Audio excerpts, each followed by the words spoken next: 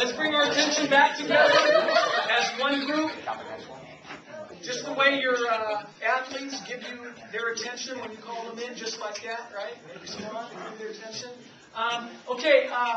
Who's willing to share with the whole group the coach that they remembered and what it was about that coach that made him special for you?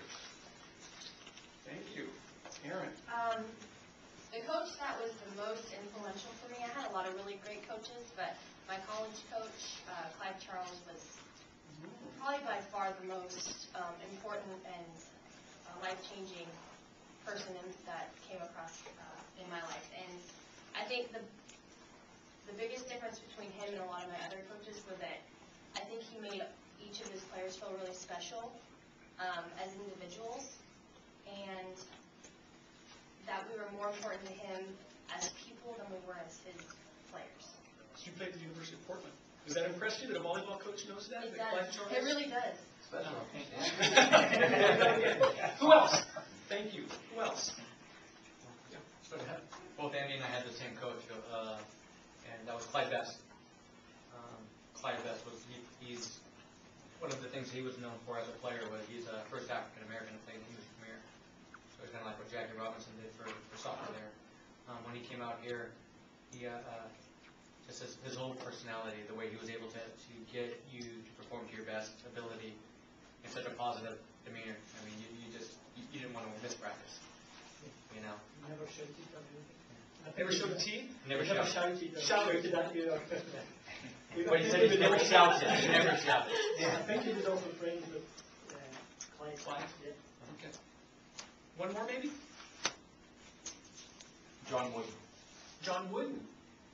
Golly gosh darn, it was the harshest thing he ever said.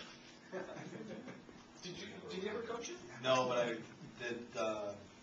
did several workshops with him, and as a kid, Well, then he did coach you a little bit. In a way, he's coached all of us, hasn't he? Yeah, pretty much. Very cool.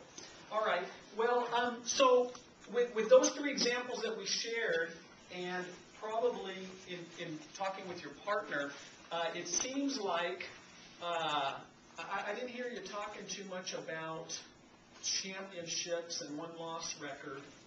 The memories are different kind of memories that you've carried on through the years, and we're going to come back to that in a minute. Not that you didn't win championships, I bet you did. So let's start with PCA's model of coaching, and we call it the double goal coach. This is at the heart of our strategy to transform youth sports in America. And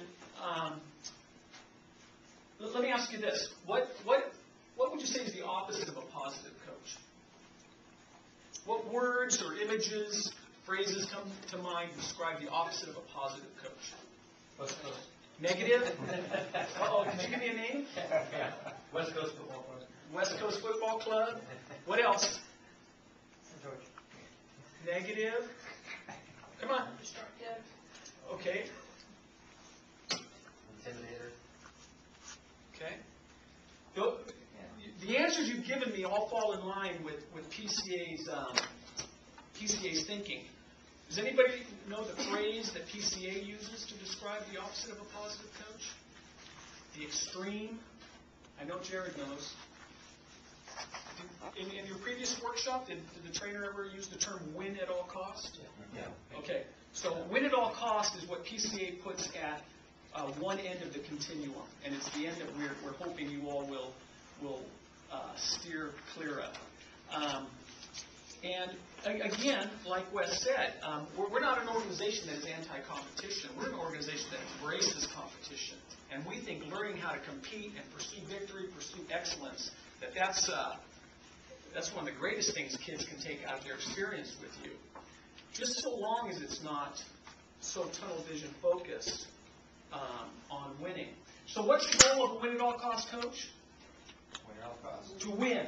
Okay, interestingly, that's also one of the goals of a positive coach, or the first goal of a double goal coach. Double goal coaches strive to win. They strive to help their team be successful on the scoreboard. But there's a key difference, because the double goal coach, unlike the win-at-all-cost coach, has a second and even more important goal, and that is using the sports experience to teach life lessons, to build character and teach life lessons. You know that our organization was founded at Stanford in 1998. Since then, we've grown, we've spread, we've got some momentum going. It's very much our hope that Saddleback United will continue to be a part of this movement, and that you as individuals will help push positive coaching forward.